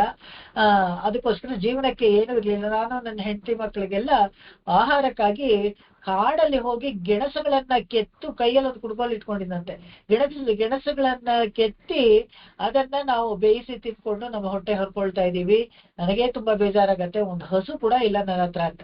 ಅಯ್ಯೋ ಅಷ್ಟೇ ತಾನೇ, ಈಗ ಉಳಿದಿರೋದು ಈ ಬರೀ ಗೋವುಗಳು ಮತ್ತೆ ಗೋಮಾಳ, ಎಷ್ಟು ಬೇಕೋ ಅಷ್ಟು ನೀವು ತಗೊಳ್ಳಿ ಅಂತ. ನಿಮಗೆ ಎಷ್ಟು ಬೇಕೋ ಅಷ್ಟು ತಗೊಳ್ಳಿ ಅಂತ ಹೇಳಿದಾಗ ಇನ್ನೂ ಒಂದು ಷರತ್ ಹಾಕ್ತಾನೆ, ಯಾರು ರಾಮ, ನಿಮ್ಮ ಕೈಯಲ್ಲಿ ಇದೆಯಲ್ಲ ಕುಡುಗೋಳು, ಅದನ್ನ ಎಷ್ಟು ದೂರ ಆಗುತ್ತೋ ಅಷ್ಟು ದೂರ ಬಿಸಾಕಿ ಅಷ್ಟರವರೆಗೆ ಏನೇನು ಹಸುಗಳಿರುತ್ತೋ ಅದನ್ನೆಲ್ಲ ನೀವು ತಗೊಳ್ಬಹುದು ಅಂತ ಹೇಳ್ತಾನೆ. ಸೀತೆ ಜೊತೆಗೆ ಇರ್ತಾಳಂತೆ, ಅವಳಿಗೆ ಸ್ವಲ್ಪ ಇದು ಇಷ್ಟ ಆಗ್ಲಿಲ್ಲ. ಅವ್ರಿಗೆ ಎಷ್ಟು ಬೇಕೋ ಅಷ್ಟು ತಗೊಳ್ತಿದ್ರು, ಅವ್ರಿಗೆ ಯಾಕೆ ಈ ಕೆಲಸ ಕೊಟ್ರಿ ಅಂತ. ಅವಾಗ ಬ್ರಾಹ್ಮಣ ಏನ್ ಮಾಡ್ತಾನಂತೆ, ಈ ಕಚ್ಚೆ ಗಿಚ್ಚೆ ಎಲ್ಲ ಎತ್ತಿ ಸರಿಯಾಗಿ ಮೇಲೆ ಕಟ್ಕೊಂಡು ಬಲವಾಗಿ ಅದನ್ನ ಎಷ್ಟು ಜೋರಾಗಿ ಬೀಸಕ್ಕಾಗತ್ತೋ ಅಷ್ಟು ಜೋರಾಗಿ ಬೀಸದಂತೆ. ಇದಕ್ಕೆ ಸೀತೆ ಆಮೇಲೆ ಕೇಳ್ತಾಳಂತೆ, ಅವ್ರು ಎಲ್ಲೋ ಬಿತ್ತು, ಆಮೇಲೆ ಎಷ್ಟಿತ್ತೋ ಹಸು ಅವ್ರು ತಗೊಂಡ್ ಹೋದ್ರು, ಅದು ಬೇರೆ ವಿಷಯ.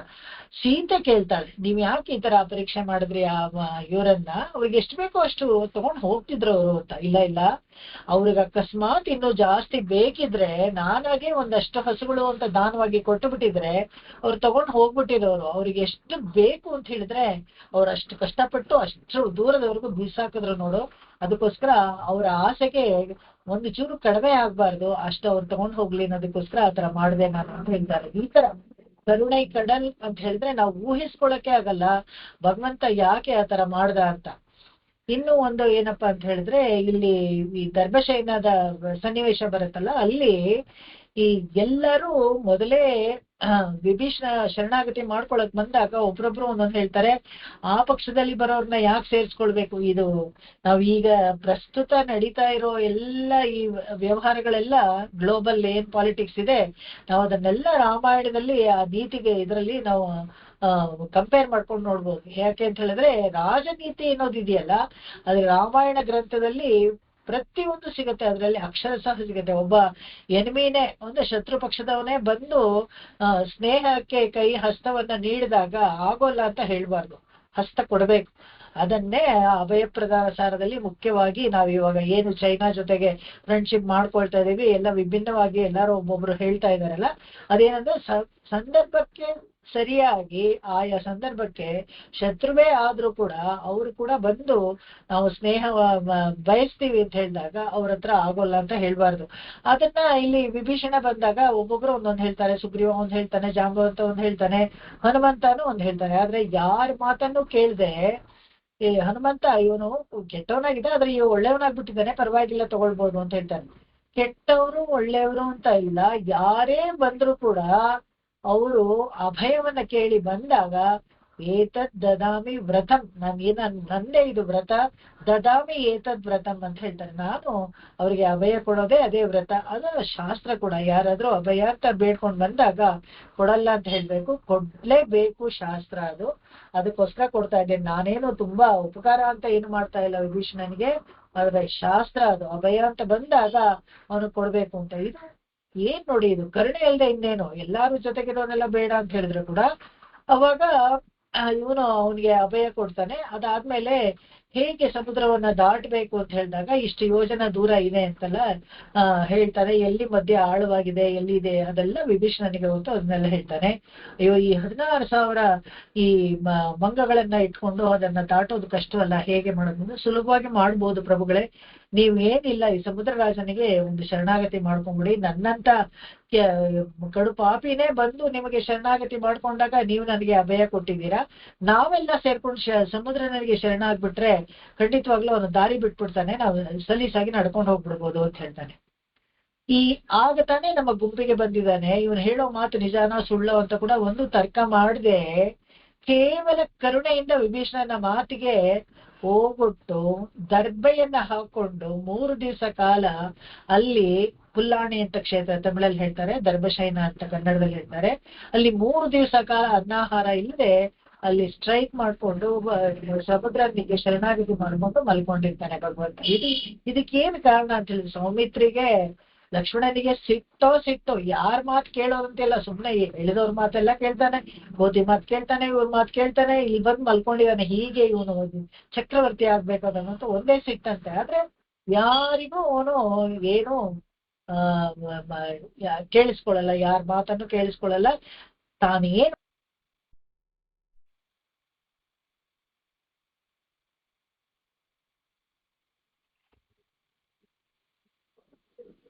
ಇದು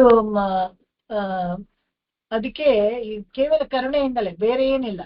ಸಮುದ್ರ ರಾಜನ ದಾರಿ ಬಿಡ್ತಾನೆ ಅನ್ನೋದು ಒಂದು ಸಲಹೆ ಯಾರು ಕೊಟ್ಟಿದ್ದು? ವಿಭೀಷಣ. ಅವನ ಮಾತನ್ನ ಕೇಳೋದ್ರಿಂದ ಹೊಸದಾಗಿ ಬಂದವ್ರಿಗೆ ಅವ್ರ ಮಾತು ಕೇಳ್ತಾನೆ ಭಗವಂತ ಅನ್ನೋದನ್ನ ತೋರಿಸ್ಕೊಟ್ಟು ಕರುಣೆಯಿಂದಲೇ. ಆತ ಅನೇಕ ಕರುಣೆ ನಾವು ನೋಡ್ತೀವಿ. ಭಗವಂತ ಒಂದಲ್ಲ ಎರಡಲ್ಲ ವನ್ನ ತೋರ್ಸೋದು ಕರುಣೆ ಕಡಲ್. ಅದನ್ನ ಈ ಹಾಡಲ್ಲಿ ತೋರಿಸ್ಕೊಳ್ತಾರೆ. ಪೇರುರುಳಾಳರೆಂದ್ರು ವಿಯಪ್ಪ ವಿರುದುವುದು ಪಡಿಕರೆ ಪುರಾಣ ಕರುಣೆ ಕಡಲ್ ಏನಂತ ಹೇಳೋದು ಅಂತ ಮುಂದಿನ ಹಾಡು ಹೋಗೋಣ.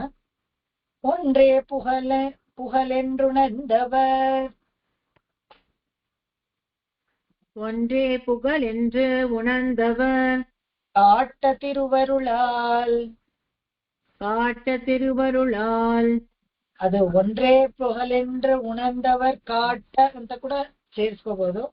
அன்றே அடைக்கலம் கொண்ட நம் அத்திகிரி திருமால்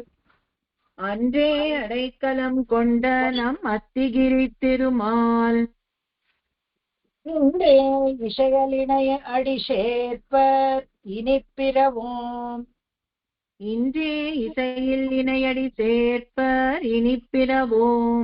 நன்றே வருவதெல்லாம் நமக்கு பரதொன்பிலமே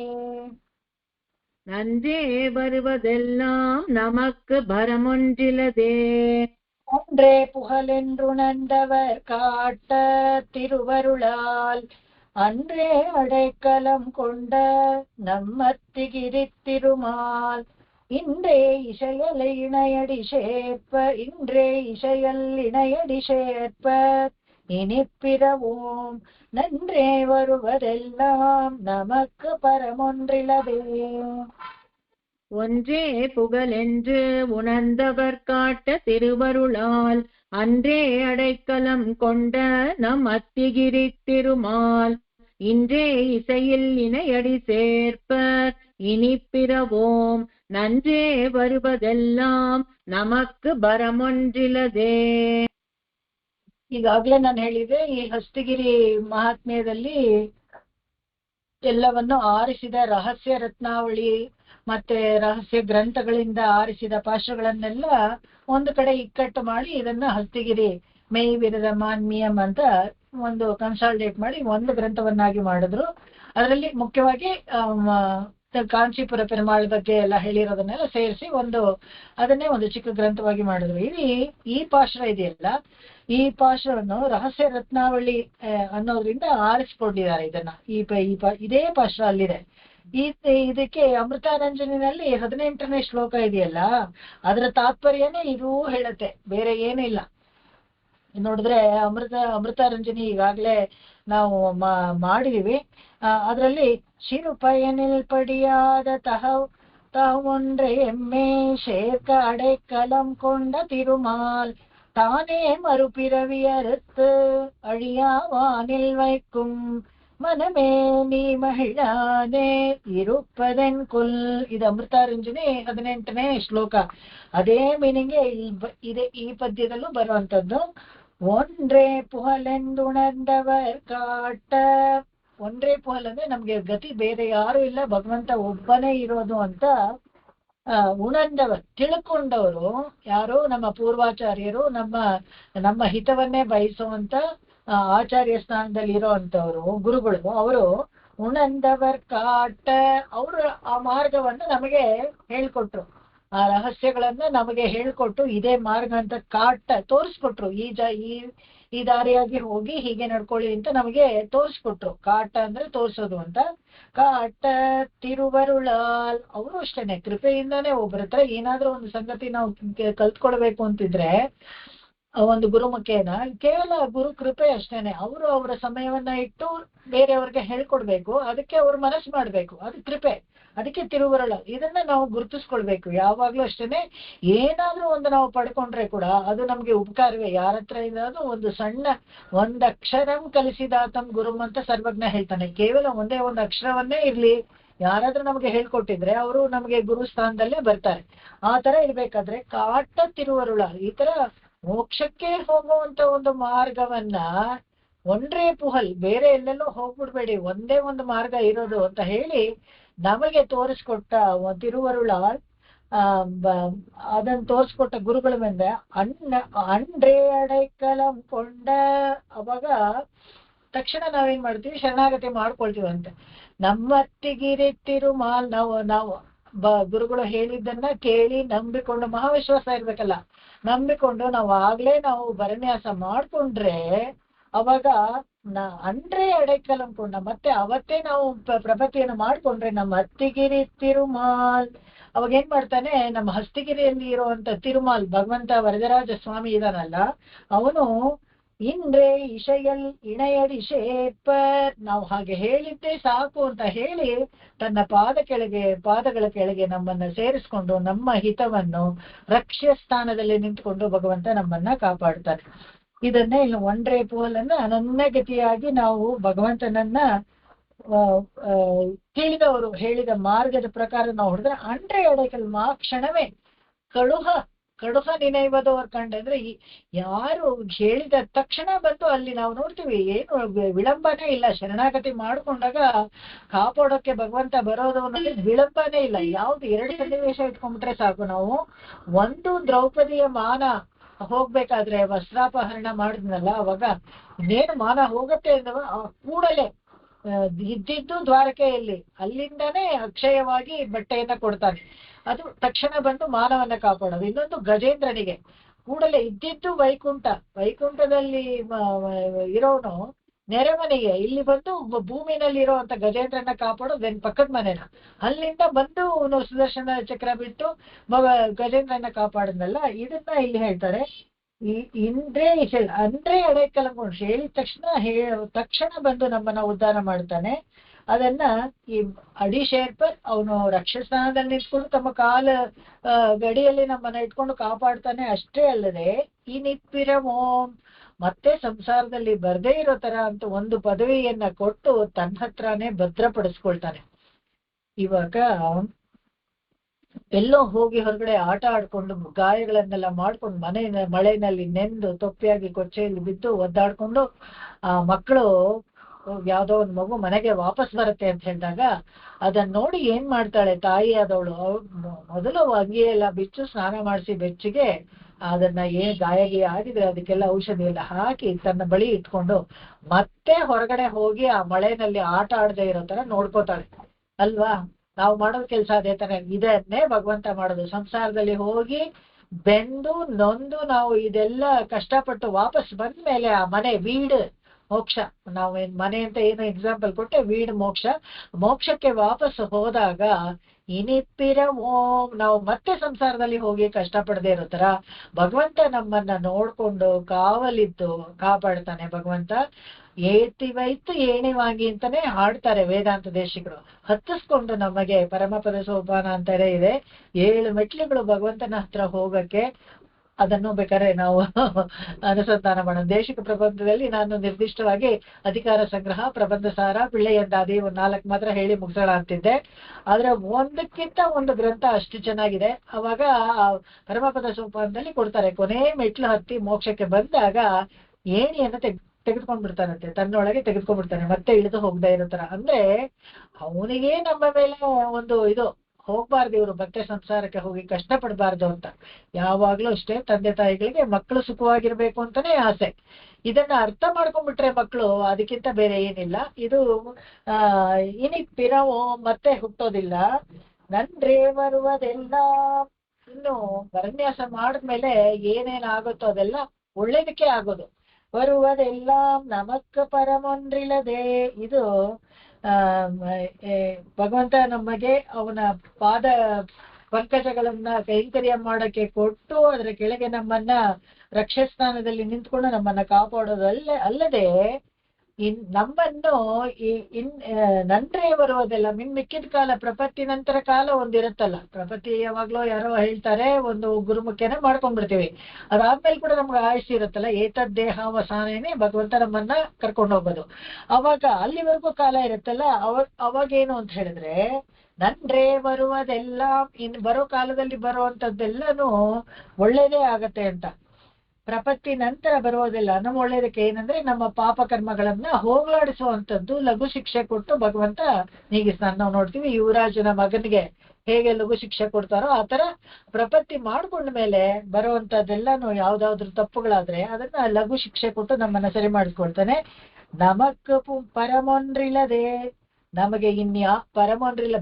ಪರ ಅಂದ್ರೆ ಇಲ್ಲಿ ಪಾ ಬಾ ಎರಡು ಒಂದೇ ಯಾವ್ದ್ರಲ್ಲಿ ತಮಿಳಲ್ಲಿ, ಅದಕ್ಕೆ ಭರಮೊಂದ್ರಿಲ್ಲದೆ. ಭರ ಅಂದ್ರೆ ಆತಂಕ, ಭರನ್ಯಾಸ ಅಂದ್ರೆ ನಮಗೆ ಈ ಆಗೋ ಆತಂಕಗಳನ್ನೆಲ್ಲ ನ್ಯಾಸವಾಗಿ ಇಡೋದು ಭಗವಂತನ ಹತ್ರ. ಪ್ರತಿಯೊಂದಕ್ಕೂ ಆತಂಕನೇ ನಮ್ಗೆ. ಒಂದು ದಿವಸ ಬೆಳಗ್ಗೆ ಹಾಲು ಬೇಗ ಬರ್ಲಿಲ್ಲ ಅದಕ್ಕೆ ಆತಂಕ, ಪೇಪರ್ ಬರ್ಲಿಲ್ಲ ಆತಂಕ, ಎಲ್ಲದಕ್ಕೂ ಆತಂಕ. ಮಳೆ ಬಂದ್ರೆ ಆತಂಕ, ಮಳೆ ಬರ್ದೇ ಹೋದ್ರೆ ಆತಂಕ, ಈ ಬಿಸಿಲು ಜಾಸ್ತಿ ಬಂದ್ರೆ ಆತಂಕ, ಕಡಿಮೆ ಬಂದ್ರೆ ಆತಂಕ. ಇದನ್ನೆಲ್ಲ ನಮಗೆ ಯಾವತ್ತಕ್ಕೆ ಆತಂಕ ಇಲ್ಲ ಹೇಳಿ.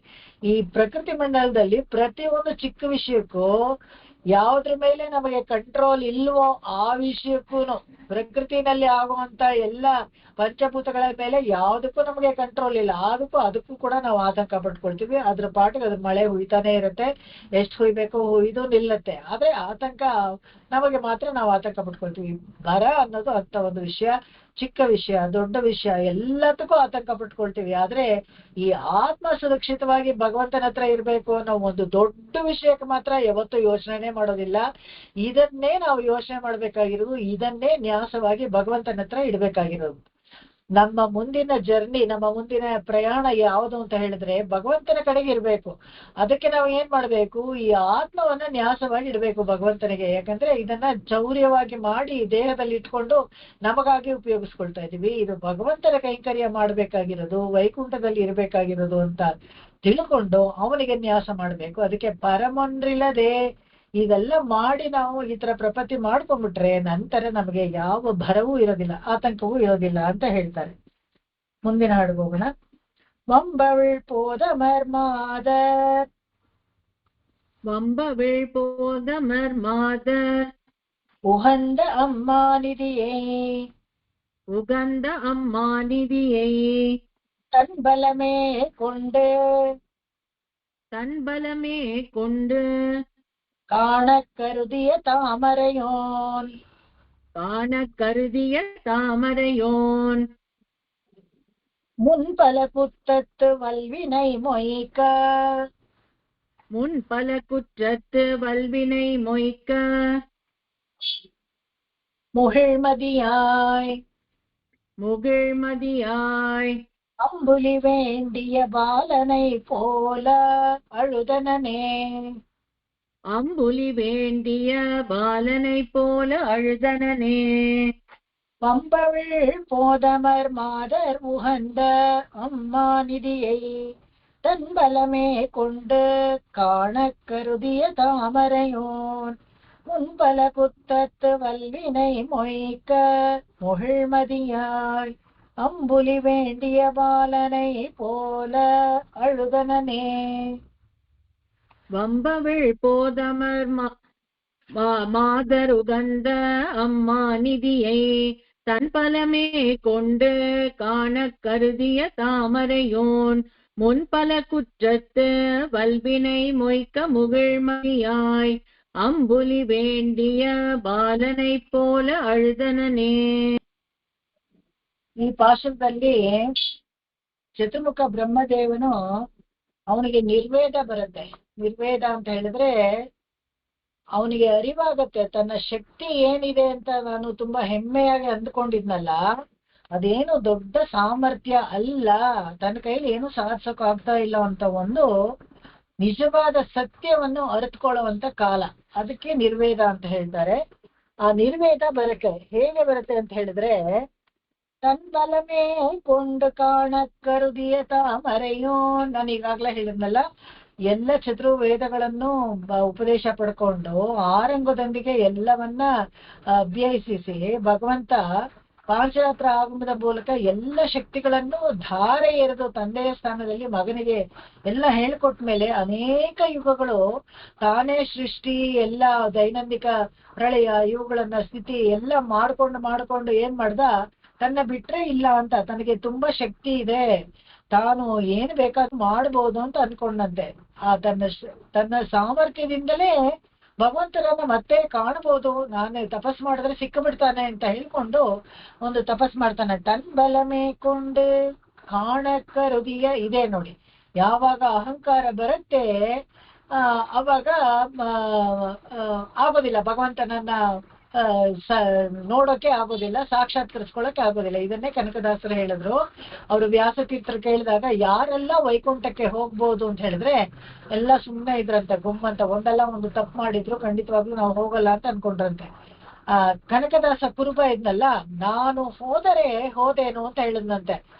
ಗೊಳ್ಳಂತ ಎಲ್ಲಾರು ನಗ್ತಾರೆ. ಏನು ಕುರುಬ, ನೀನು ಹೋಗ್ತೀಯಾ ಅಂತ ಎಲ್ಲಾರು ಹಾಸ್ಯ ಮಾಡಿದ್ರಂತೆ. ಅವಾಗ ವ್ಯಾಸ, ಯಾಕೋ ಎಲ್ರು ಹಾಸ್ಯ ಮಾಡ್ತೀರಾ, ಅವ್ನು ಏನ್ ಹೇಳ್ತಾನೆ ಕೇಳೋಣ ಇರು ಅಂತ ಹೇಳಿದ್ರಂತೆ. ಕನಕ ಏನ್ ನೀನ್ ಹೇಳಿದ್ದು ಅಂದ್ರೆ, ಹೌದು ಗುರುಗಳೇ, ನಾನು ಅನ್ನೋ ಅಹಂ ಹೋದರೆ ಖಂಡಿತವಾಗ್ಲೂ ಭಗವಂತನನ್ನ ಹೋಗಿ ಸೇರ್ಬೋದು ಅಂತ ಹೇಳಿದ್ರಂತೆ.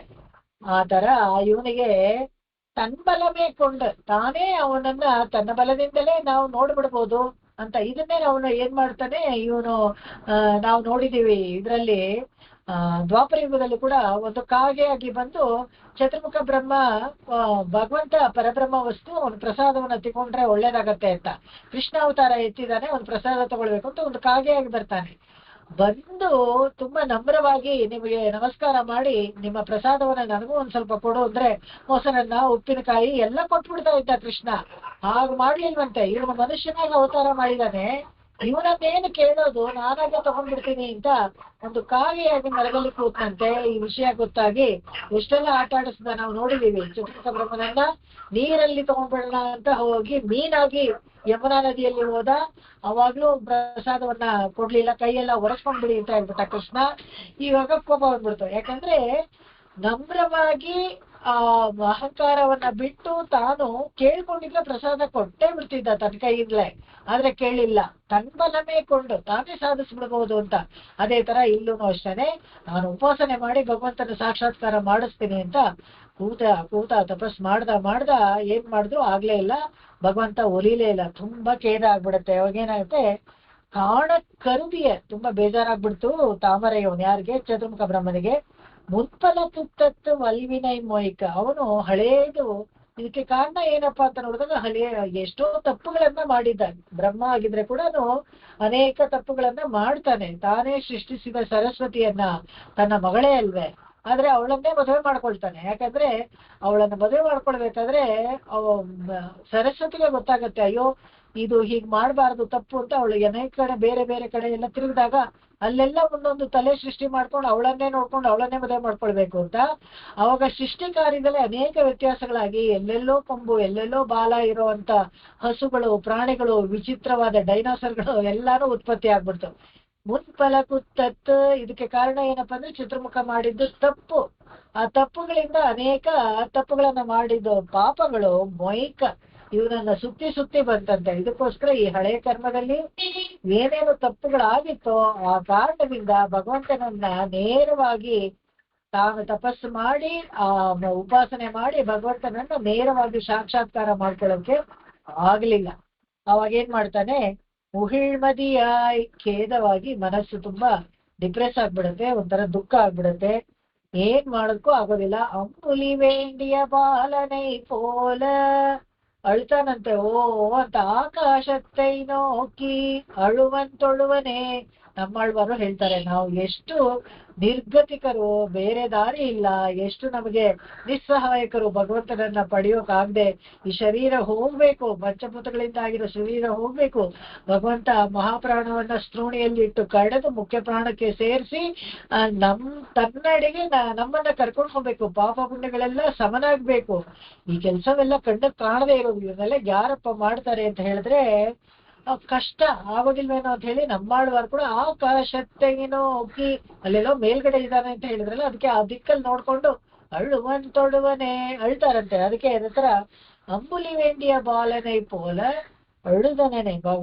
ಚತುರ್ಮುಖ ಬ್ರಹ್ಮನಿಗೆ ಬೇರೆ ಏನು ಮಾಡಕ್ಕಾಗ್ಲಿಲ್ಲ, ಹೋ ಅಂತ ಅಳ್ತಾನೆ, ನಿಸ್ಸಹಾಯಕನಾಗಿ ಅಳ್ತಾನೆ. ಅವಾಗ ಅದನ್ನ ನೋಡ್ತಾನೆ. ಇಲ್ಲಿ ನಿಸ್ಸಹಾಯಕನಾಗಿ ಹೇಳ್ತಾನೆ ಅಂದ್ರೆ ಒಂದು ನಾವು ಚೆನ್ನಾಗಿ ಅರ್ಥ ಮಾಡ್ಕೊಳ್ಬೇಕು. ಎಲ್ಲಾ ದೇವತೆಗಳನ್ನು ಸೃಷ್ಟಿ ಮಾಡುವಂತ ಚತುರ್ಮುಖ ಬ್ರಹ್ಮನೇ ಅಳಬೇಕಾದ್ರೆ ಅದಕ್ಕಿಂತ ಒಬ್ಬ ದೊಡ್ಡ ವ್ಯಕ್ತಿ. ಯಾಕಂದ್ರೆ ಸೃಷ್ಟಿಯಲ್ಲಿ ನಾಭಿಕಮಲದಲ್ಲಿ ಬಂದಿದ್ದು ಚತುರ್ಮುಖ ಬ್ರಹ್ಮ, ಅವನ ಭೃಕುಟಿಯಿಂದ ಬಂದಿದ್ದು ರುದ್ರ, ನಂತರ ಎಲ್ಲ ಮಾನಸ ಪುತ್ರರು ಅವರೆಲ್ಲಾನು ಸಪ್ತ ಋಷಿಯಿಂದ ಉಂಟಾಗಿದ್ದ ಅನೇಕ ಉತ್ಪತ್ತಿಗಳು, ಎಲ್ಲಾನು 33 ಕೋಟಿ ದೇವತೆಗಳು ಎಲ್ಲ ಉತ್ಪತ್ತಿ ಆದ್ರು. ಇದಿಷ್ಟು ಎಲ್ಲಾ ಕೆಲಸ ಮಾಡೋ ಚತುರ್ಮುಖ ಬ್ರಹ್ಮನಿಗೆ ಕೂಡ ಒಂದು ಸಾಧನೆ ಮಾಡಿದೆ ಅಂತ ಒಂದು ಸಂತೋಷ ಇಲ್ಲದೆ ಅಂಬುಲಿ ವೇಂಡಿಯ ಬಾಲನೈ ಪೋಲೆ ಅಳುದನೇ. ಅವನಿಗೆ ಕೂಡ ದುಃಖ ಆಗತ್ತೆ. ಅವನಿಗೆ ಕೂಡ ಸೃಷ್ಟಿಯಲ್ಲಿ ಇರ್ಬೇಕಾದ್ರೆ, ಪ್ರಕೃತಿ ಮಂಡಲದಲ್ಲಿ ಇರ್ಬೇಕಾದ್ರೆ ದುಃಖ ಆಗತ್ತೆ ಅಂತ. ಆವಾಗ ನಾವು ತಿಳ್ಕೊಳ್ಬೇಕು, ಒಂದು ದುಃಖ ಇಲ್ಲದೆ ಇರೋಂತ ಒಂದು ಪ್ರಪಂಚವನ್ನ ನಾವು ಹೋಗಿ ಸೇರ್ಬೇಕಾದ್ರೆ ಅದು ಬೇರೆ ಯಾವುದೂ ಜಾಗ ಅಲ್ಲ. ವೀಡ್, ಮೋಕ್ಷ, ವೈಕುಂಠ, ಪರಮಾಕಾಶ, ಅಯೋಧ್ಯ, ಇದು ಬಿಟ್ರೆ ಬೇರೆ ಯಾವ ಜಾಗದಲ್ಲೂ ದುಃಖ ಇಲ್ಲದೆ ಇಲ್ಲ.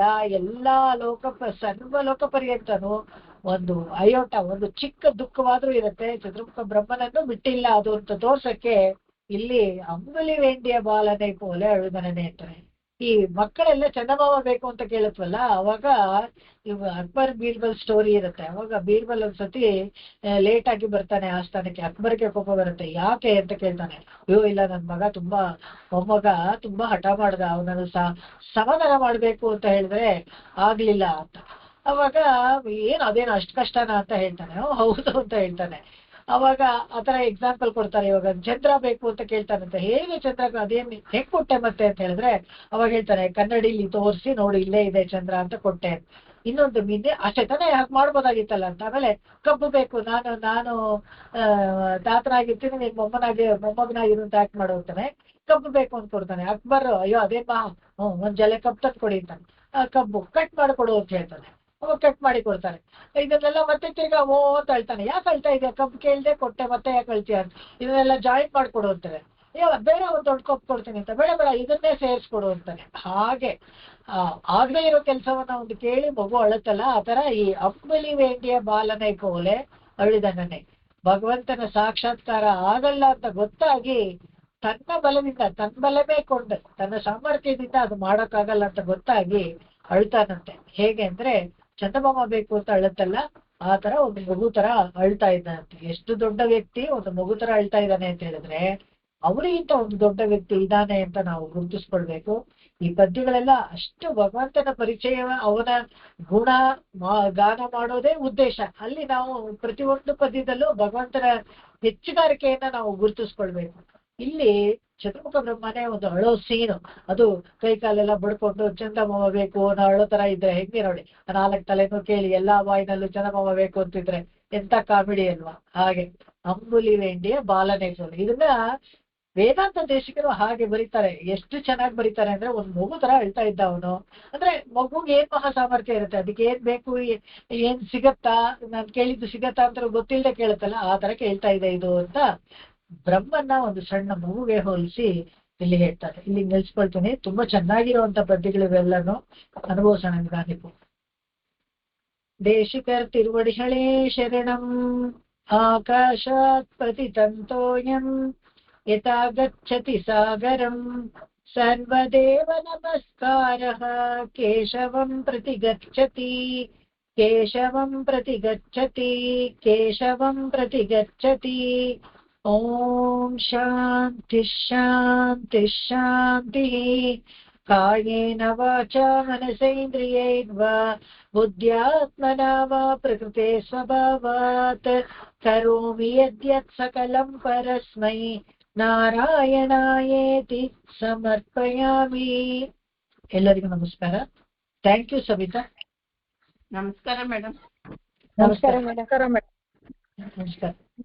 ನಮಸ್ಕಾರ ಮಮ್ಮಿ. ನಮಸ್ಕಾರ. ನಮಸ್ತೆ ಮೇಡಮ್. ಎಲ್ಲರಿಗೂ ನಮಸ್ಕಾರ. ನಾಳೆ ಸರ್ ತಗೋತಾರೆ ಕ್ಲಾಸ್. ಓಕೆ, ನಮಸ್ಕಾರ. ತುಂಬಾ ಚೆನ್ನಾಗಿದೆ ಮೇಡಮ್. ಕೇಳ್ತಾ ಇದ್ರೆ ನಾವೇ ಎಲ್ಲೋ ಗೊತ್ತೋಗಿರ್ತೀವಿ. ಕತೆ ತರನೇ ಇದೆಯಲ್ಲ, ಅದಕ್ಕೆ. ಕತೆ ತರ ಬ್ರಹ್ಮಾಂಡ ಪುರಾಣದಲ್ಲಿ ಇರುವಂತದ್ದೇನೆ ಇದೆಲ್ಲಾನು. ಪೂರ್ತಿ ಬ್ರಹ್ಮಾಂಡ ಪುರಾಣದಲ್ಲಿ ಇರುವಂತದನ್ನೇ ತೆಗೆದು ಅದನ್ನ ಪದ್ಯ ರೂಪಕ್ಕೆ ಇಳಿಸಿ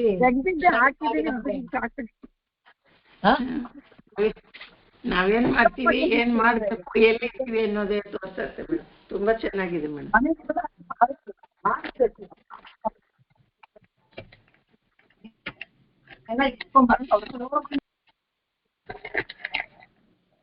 ಸರಿ, ನಮಸ್ಕಾರ ಮೇಡಮ್. ಓಕೆ, ನಾಳೆ ಸಿಗೋಣ. ನಮಸ್ಕಾರ ಮೇಡಮ್. ನಮಸ್ಕಾರ ಪದ್ಮಶ್ರೀ. ನಮಸ್ಕಾರ.